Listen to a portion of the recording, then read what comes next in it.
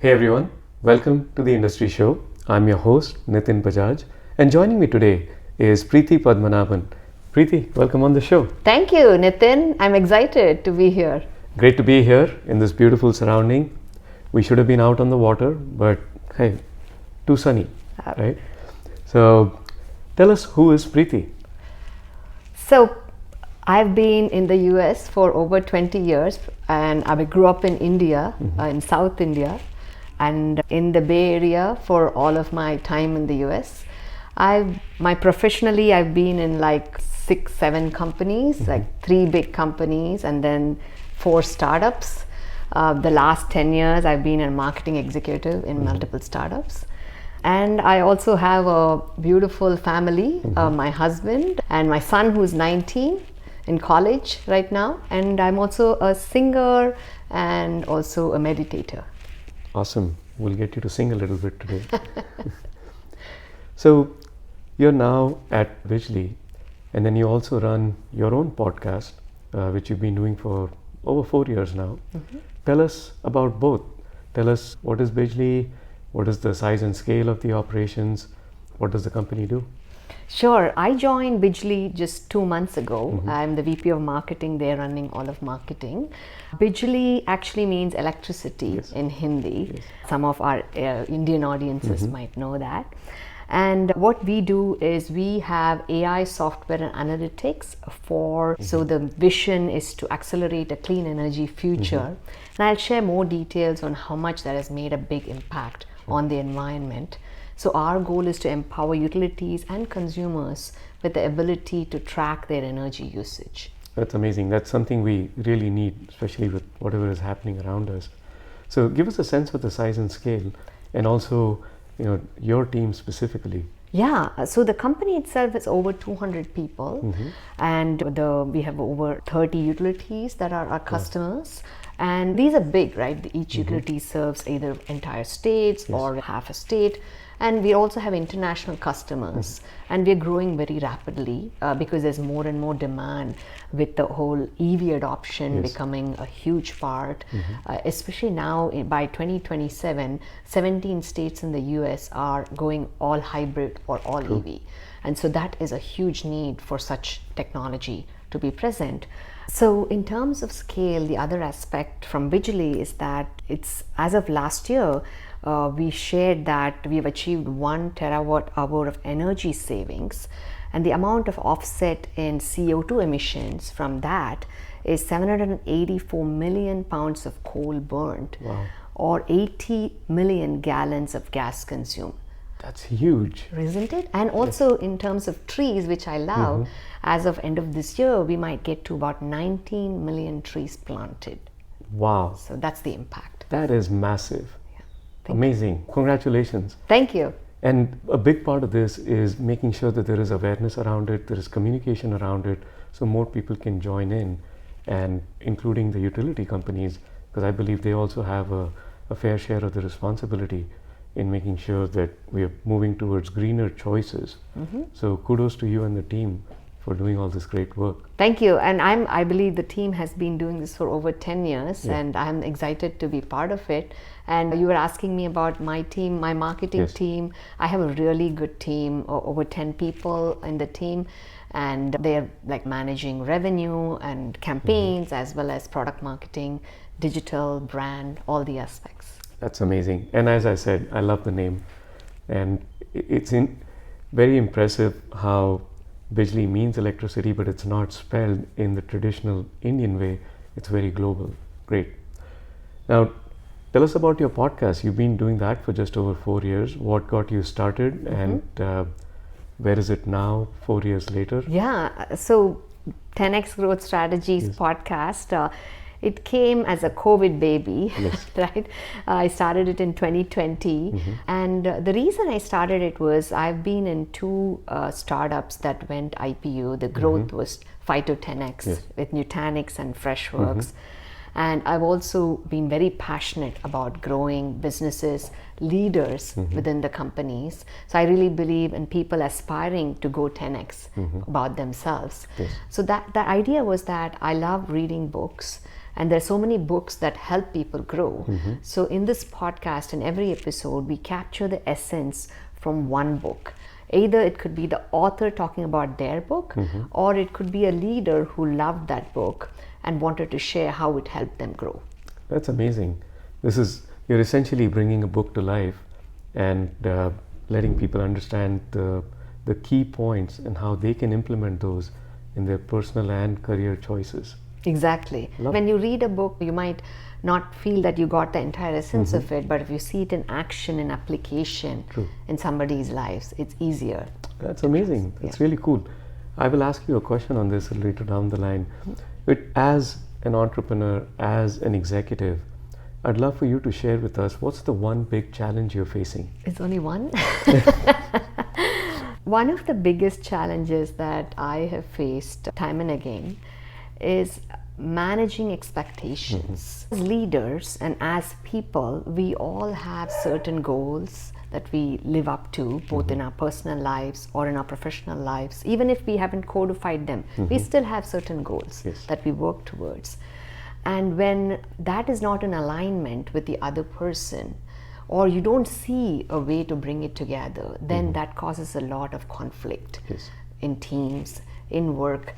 And often they say that you're always negotiating. That's the truth of life. You're negotiating if you want to go buy something for the family, or you want to go on vacation, you're negotiating where you want to go. And all the way to negotiating your team with across teams and companies. So that's what is the goal alignment and ability to actually overcome that challenge is what I consistently see. And what I think as a leader I've learned on how to do it better. You always learn every day on how to get better at it. So true. It's an ever-growing challenge. Yes. Now, on the flip side of challenges come opportunities. What's the one that you're most excited about? So you talked about the podcast, which I've been doing about 4 years now. I also started like an in-person event series in the Bay Area. And I'm looking at it as an extension of the 10x Growth podcast. And the idea was that, look, the online aspect captures a lot of global audiences. And we've been fortunate that we're now close to 80 episodes. And we posted the 79th episode, and I have the 88th episode ready to post in a couple of weeks. And so we're really fortunate that there's a lot of audience interested in listening around the world. At the same time, I felt what was missing was the ability to connect live with each other. So as of last month, end of May, we started this in-person series, and I'm partnering with different organizations as I'm on the Thai board. So we hosted an event at the Thai Silicon Valley office in May, and we talked about women VCs. We talked about investing in women entrepreneurs and both men and women coming together to increase the number of investments in women-run companies. Well, congratulations on the launch. Thank you. And yesterday we had an event at my house with another partner, Ignite GTM, where we hosted an event with LPs and VCs in the Valley. So that's what I want to do. I want to support investors and entrepreneurs to grow their businesses forward. That's amazing. That's really exciting. Now, I want to, as we look forward, take a step back and look in the rearview mirror and ask you to share 2 moments in your career or your personal life where one exceeded your expectations, became a success beyond what you had imagined, and one that did not work out and instead became a lesson. Sure. I think I can talk about the journey I had at Nutanix. It was pretty phenomenal. I joined when the company was about 200 million in revenues. In 3.5 years, we had hit 1.2 billion in revenues. Right? It was a huge success story. And I got to lead all the vertical marketing as well as some of the large use cases. And I got to do like 3-4 different roles in that short time frame. And that's what happens in startups, right? You actually have to wear different hats. So that is one big moment that I had where I got in as an individual contributor, and then I grew to a director level in the company. And I was able to actually learn how to actually 10x a business. Right? That's like the foundation of how I actually was able to create that impact. I also have one more additional Sure. piece to share, which is I took that learning to Freshworks, wherein I was able to now take it to the next level and help a SaaS company achieve the same from a product marketing perspective. That's amazing. Now, anything that did not work out? Yes. So I would say it was more like a learning and a stepping stone on how actually to do things better. I had actually made some bad choices in hiring. And it's very, in fact, my boss at the time used to say, hiring is the most difficult thing, and we all make mistakes in hiring. And I had made some big mistakes in hiring and had some team members who were not aligned and were causing so much friction within the organization.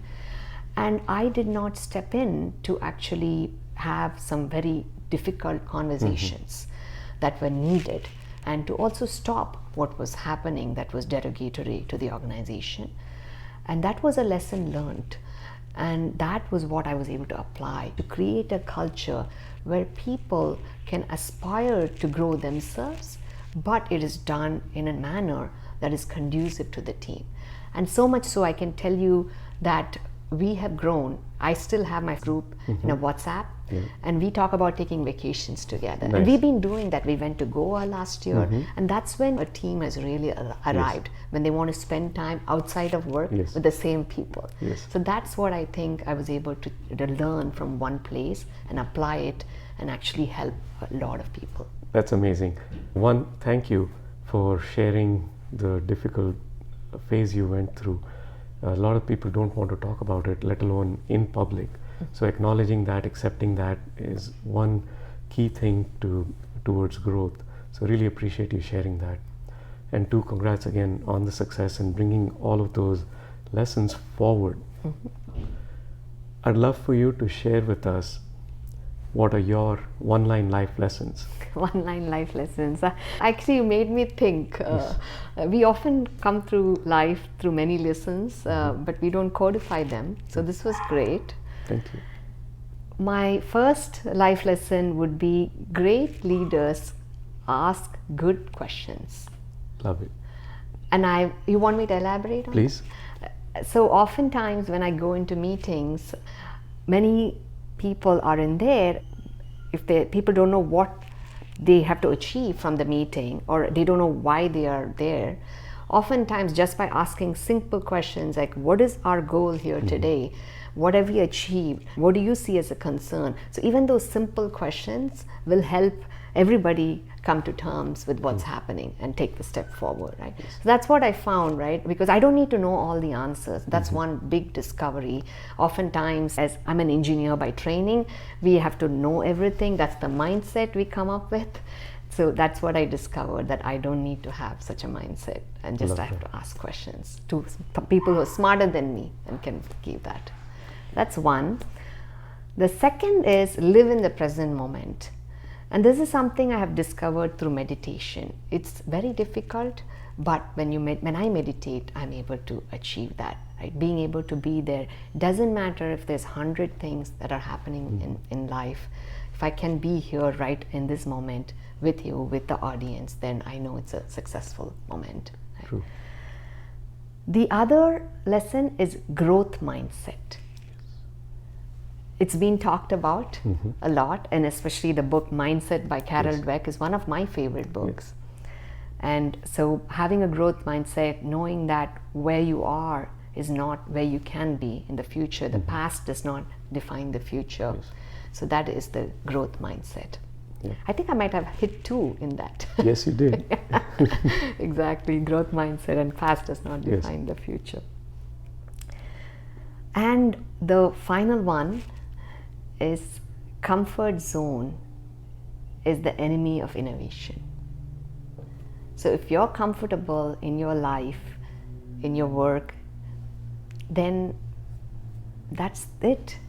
There's no more innovation. So are you ready to break out of the comfort zone as an individual, as a team, as a company, is the question. Amazing. Preethy, thank you so much for sharing. And we'll come right back to you singing a small song for us.